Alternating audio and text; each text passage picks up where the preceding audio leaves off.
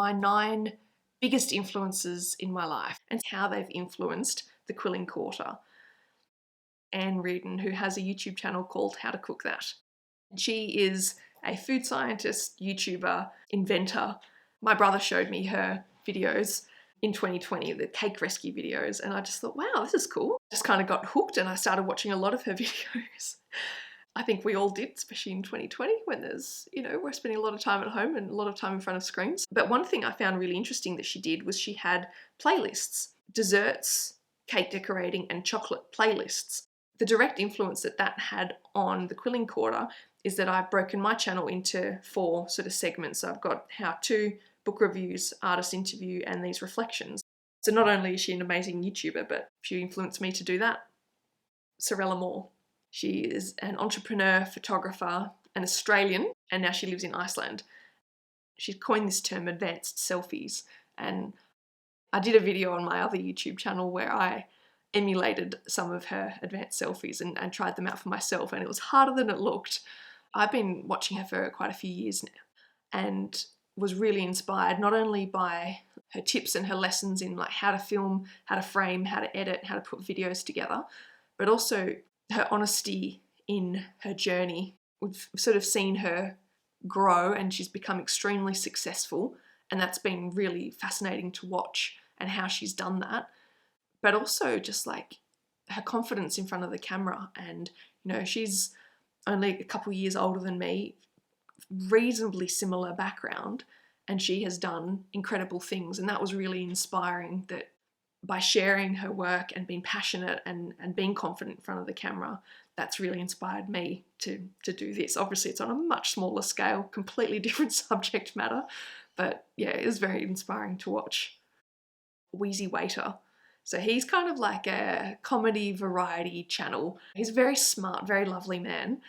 Basically just funny videos of all different types of things. And the thing that was a direct inspiration for this channel is that he has 2 channels. He's got his main channel where he puts like the really polished, highly edited content, the comedy, the challenge videos. He reviews Christmas movies, but he has a second channel called Wheezy News. And on that channel, he posts every Monday. He reflects on what he's working on, what he learned in the last month or the last week, and what he's doing and any struggles and challenges that he's having. These reflection videos is directly inspired by WheezyWaiter. I have learned so much from him. He said that when he was at university, he did like a creative writing course, and one of the best things about it was you would write, but then you'd share it with the group, and everyone would read everyone else's, and so it made you not precious about getting criticism. Sometimes he's funny in those videos, but often it's sort of more serious. They're unedited. He's just speaking directly to the camera, and he's really engaging. Like it's just like a conversation. Just that idea of like, he's got the polished, highly edited things on his main channel, but then like just an honest conversation where he just talks to the camera for half an hour about an idea and what he's working on and what's coming up, and has inspired me to do these reflection videos. So thank you, WheezyWaiter. Vlogbrothers. These guys started in 2006 or 7. And basically it was just a challenge, a random challenge between these 2 brothers to have a video every single day that they would send to each other, and then the other person would have to respond, and then they'd keep going back. So now it's Tuesdays and Fridays. It's just a really simple idea. They only speak for 4 minutes, and then the other one responds later in the week. And they talk about all sorts of things. And I really like the idea that they set themselves a challenge, which has obviously evolved in the last few years, and they just deliver on it. Thank you, Vlogbrothers, for inspiring me. Scott Pape, otherwise known as the Barefoot Investor. I'm not exaggerating when I say he changed my life. Like reading Scott Pape, he kind of wants to change Australia and improve financial literacy in schools. There's 2 things that really inspired me in my life and for this channel. So the first one was his book, The Barefoot Investor, Only Money Guide You'll Ever Need. And that has changed me and my partner's lives. We've implemented a lot of things that he had in that book. Like, I can't thank him enough. It's been incredible, the impact that he's had on us. But for this channel, for the Quilling Quarter, in 2019, he had this thing called Side Hustle Month. It was basically a step-by-step guide, how to go from $0 to $500 in your pocket within 1 month. The really valuable thing about it was the self-reflection for me. But later, I had discovered quilling, and then I did commissions for people for Christmas cards, and I hosted classes, and I had $1,000 in my pocket from that within 1 month. And that was as a direct result of following his steps. One of the exercises that Scott Pape had in this side hustle month is just to write down all the things that you're interested in, or that people have paid you for before, or what sort of media do you consume, what topics are you always interested in, what do you know a lot about. Just having that self-reflection was so valuable. Not only did I make $1,000 from hosting classes and doing Christmas card commissions, but it's also inspired me to do this channel. It really made me realize what I'm good at, what I enjoy. Basically all of those things I'm doing in some form, some capacity as part of this YouTube channel. Thank you, Scott Pape, from the bottom of my heart for so many things. For your financial guidance, the side hustle month, which actually helped me earn money outside of my normal 9-to-5 job, but also for inspiring me with this channel. I know he has had such a big impact on thousands and thousands of Australians. I have bought his book for other people in my life because it had such a profound impact. Even if you're watching this from outside of Australia, I would recommend buying his book. It's not everything's going to be applicable because obviously speaking in an Australian context to an Australian audience, but read it, the lessons in there, and it's just practical lessons. It's one thing to read it and be aware of it, but actually doing it, which he helps you with, he gets you in the frame of mind and actually you have to do it. It is life-changing, and it has changed my life. So massive influence. Thank you, Scott Pape. Humans of New York by Brandon and Stanton. He said he was poor, he had next to no money, and he moved to New York and he set himself the goal of taking 10,000 street portraits. And he would just upload them to his Facebook page. But the interesting thing that happened, because he was having such good conversations with the people, these strangers who he was taking their photographs, he started to record some of the conversations and add that as a caption to the photo that he would put up. There'd be a homeless person, or someone just sitting at a park bench, or someone on the train station getting ready to go to work, or any type of person you can imagine that you would find in New York City. He's probably taken their photograph and had a chat with them. He would ask them really deep questions and he would listen to their answers. One of the most common questions he would ask these people is, what's your greatest struggle right now? Or what's your biggest fear? And these people would open up to Brandon, like a total stranger. They would open up and Brandon would record that conversation and then add that as a caption to the photo. And the photos were just brilliant. Reading the story and the caption that was with it, that's what really drove him to such success and fame and popularity. Because you see a photo of someone, you judge them, because we all do, but then you read the story and you're like, wow, you never would have known that if you didn't read it or talk to that person. There's so much going on in everyone's lives. And Brandon has this amazing way of talking and relating with people. He set himself this goal of taking 10,000 portraits, which he did, but it evolved, and it was the personal connection that he had with people, and that's what keeps him going. And it is incredible what he has done since. He has photographed the president, at the time, Barak Obama. He's raised millions of dollars for various charities. He's travelled around the world on projects for the UN. He's published quite a few books now where you can actually see the portraits and read the captions. I think the impact that he's had on me is, you pick a goal, pick any goal, think about what the goal is and make sure that it is deliverable, but you pick it and you just deliver on it. And you just don't know where it can lead.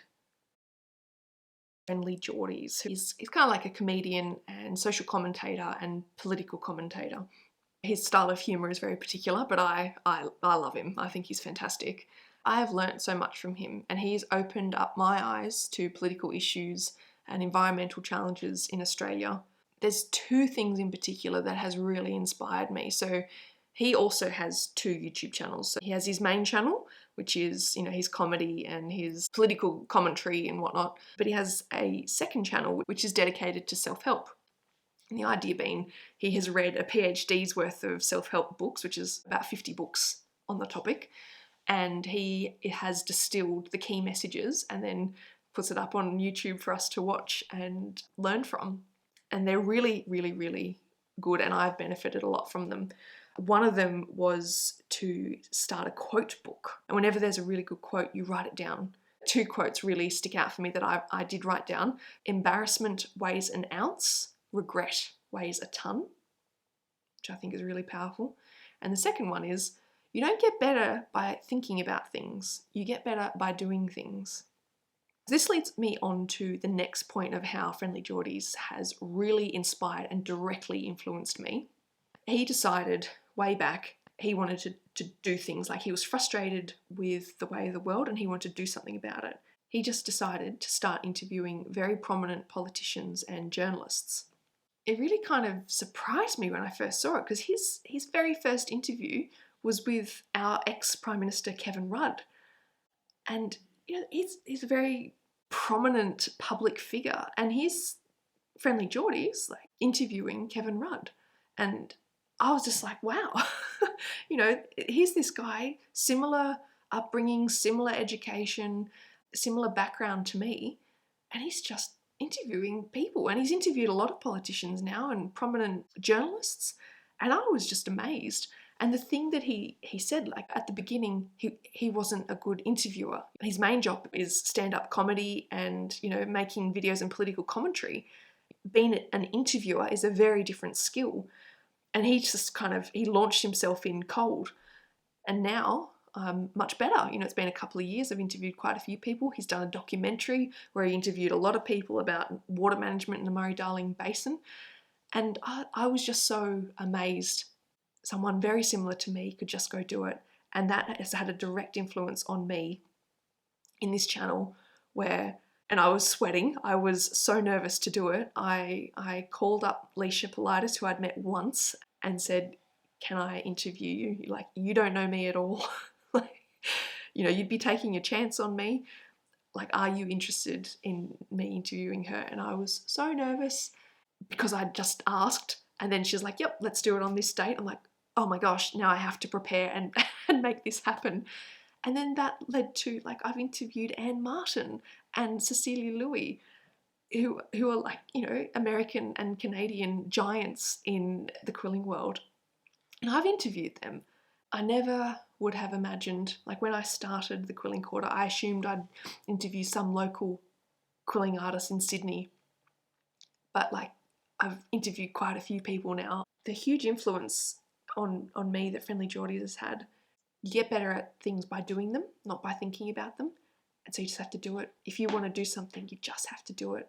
So thank you, FriendlyJordies, for showing me that it's possible. Richard Dennis. He is a thought leader. He writes for newspapers. He's written a number of books. He gets on the TV. He's presented many times at Senate estimates on political issues. He cares most about sort of like the environment and what's going on. He's an economist. He came into my life when I was at uni, and he gave a guest lecture, and he just had us spellbound. The whole lecture theatre was just so mesmerised with him talking. The thing about that lecture is he wasn't presenting to us. He was talking to us. He spoke slowly. He didn't waste any words. He had a very clear message and he communicated it to us, and it was so refreshing.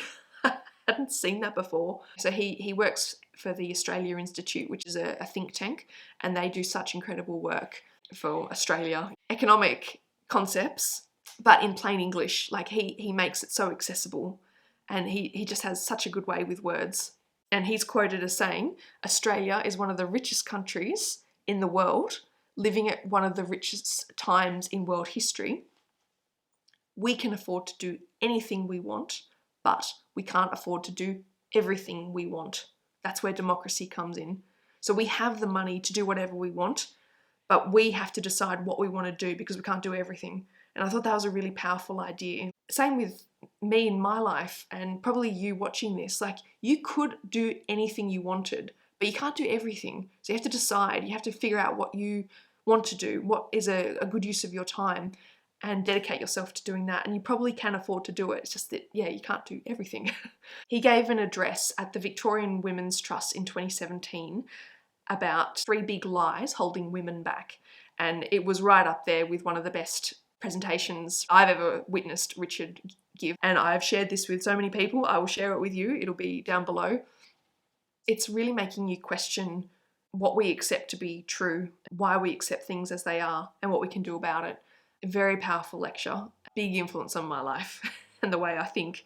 So thank you, Richard. You've been immensely inspiring. Tim Minchin. He is an Australian comedian, actor, writer, musician, songwriter from Perth. I love his songs, I love his stand-up, I love seeing Matilda the musical, which he wrote the music and lyrics to. But there are 2 things that he's done in his life that I just keep coming back to. First one is his song called White Wine in the Sun, which has kind of become a Christmas song that I listen to every Christmas.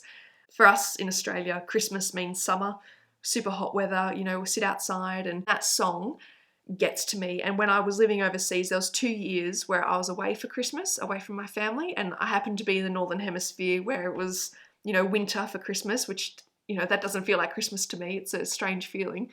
And listening to that song just got me very homesick and very nostalgic. I really love that song. But the second thing he did a couple of years ago, he received an award from the University of Western Australia where he went to uni, but he gave an address, and the address was titled 9 Life Lessons.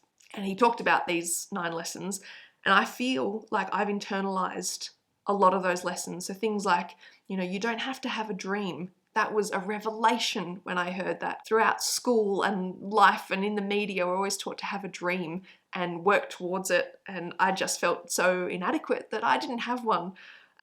Sort of, what's wrong with me?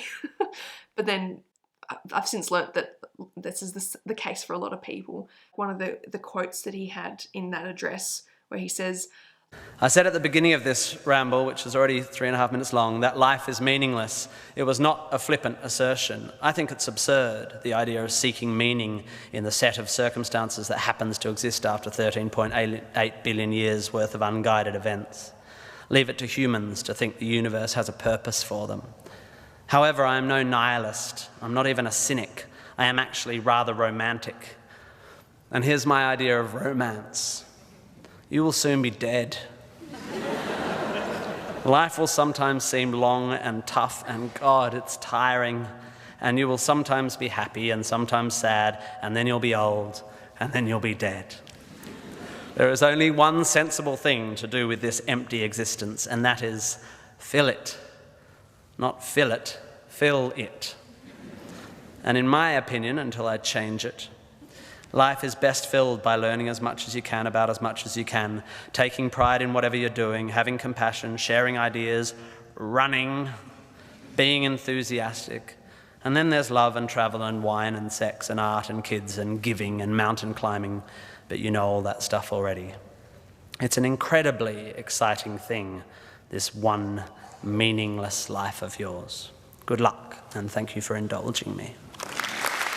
That just really spoke to me. Thank you, Tim Minchin, for everything you've done when I first discovered you and in the years since. You've been a huge inspiration in my life. So they are my top 9 enduring influences and inspirations in my life. Not only do they share their work and they're excited and passionate about what they do, I think the really key thing for all of these people is that they have like a strong connection with who they talk to. Like Richard Dennis, very personal connection. Like, you know, I can talk to him, I can message him on Facebook and catch up with him. Scott Pape, he talks to his readers and he answers their questions. Humans of New York, one of the reasons why it's so enduring is not just photos, it's the personal connection. WheezyWaiter, he responds to his comments, he addresses them, he talks to people. Same with FriendlyJordies, he's talking to you. I've been to all of his live shows, and at the end of the live show, he will always meet with whoever is lined up and wants to have a chat and say hello and get a picture. And I think that that's amazing. Like he will talk with all these people. Sorelle Amore, like, you know, she's created communities and it's this really healthy and happy and productive, lovely communities that she's created. And same with Reardon. And same with Vlogbrothers. They've got the DFTBA and, you know, their audiences and all the, like, the crash courses. Like, so that is it. I hope you have enjoyed this reflection video, and I hope you find some value in the people who have influenced and inspired me. I've linked to a lot of their work below, so you can see why these people are so incredible and how they've influenced me. They've been around for a while and they're still producing work, and they had a direct impact on this channel, and that's why I wanted to share them with you. So there's obviously more, but these few people had an impact on this project, and that's why I wanted to share them particularly. Let me know what you thought, and let me know who your influences are as well, if you're keen, and sort of who's inspired you. I'd be keen to see what made them inspiring for you and how they've influenced you, so let me know. So what happened in June? I was lucky enough to get a feature in the Quillers Today magazine. That was very exciting to be featured in the magazine. Thank you to Philippa Reed for pulling the magazine together and editing it. I published 5 videos, 3 shorts inspiring quilling artists, birthday ants and ladybirds. Then I also did a how-to of how to make 4 birthday cards and my book review of Renaissance quilling, and I also made a Renaissance quilling inspired piece myself, which was quite cool. I also made an avocado brooch. This is for the next Sydney Quillers get together, which is scheduled for August, but it might not happen in person because of all the lockdowns that we're experiencing at the moment in Sydney. The other exciting, I hope, thing that I did, I started a Buy Me a Coffee page. It's kind of similar to Patreon in the sense that you can support people financially. If you think you've gotten a couple of coffees worth of value from watching my videos or like the how-to videos, you can show your support by buying me a coffee. No pressure, of course, but I thought that it would just be an interesting thing to try out. So now to announce the next 2 winners of the quilling kit giveaway. I am giving away 6 quilling kits before I finish up this project. So I have 2 to give away this month, and they go to Candice and Katja. Thank you for your kind comments on my videos and your support. It really does help so much to know that people are finding value from these videos. So thank you so much for sort of spurring me on and letting me know your thoughts on the videos. I really appreciate it. I will be posting these kits out shortly, so I've been in touch with Candice and Katja. If you would like to win one of the last 2 kits to give away before September, all you need to do is be a subscriber to the channel and leave a comment on any of the videos, and you'll be in the running automatically. These kits, they have cardstock, quilling paper, a wooden handled quilling tool, instructions on how to quill, and some templates so you can start quilling yourself. Good luck. The next thing I want to talk about is an event that I am planning for September that I would like your help with, and that is a Q&A video. So I've been doing the Quilling Quarter since September 2020, and I thought to finish off this year-long project I would have a Q&A, so you can ask me questions about anything. It can be about anything that I've made, anything that I've discussed, any of the artists that I've interviewed, any of the books that I've reviewed, anything about how I make the videos or sort of my process, anything you want. Like I'm curious to see what questions you'd like answers to. You can email me the questions, or you can leave them as a comment to this video, or you can message me on Instagram. If you're feeling particularly daring, you can record your questions and I can play the recording of your video beforehand and then answer it, so it's up to you. But yeah, I thought it'd be a really nice way to sort of finish this project, so like actually talk with you guys and find out what you would like answered. Finally, to sum up all of this, the next video I will release will be my interview with Justine Curran. After that, I am going to publish my very last how-to video, which will be a piece that is very near and dear to my heart and my home. I will also do a book review of a cute little book called Creativity by John Cleese. It was a blast to read, it was really fun. Now I've got a few things planned for August, and then I will be finishing up in September. I can't believe it. 12-month project. I'll wrap up the video now. Thank you so much for watching. Take care in July. and I will see you in the next video. Goodbye.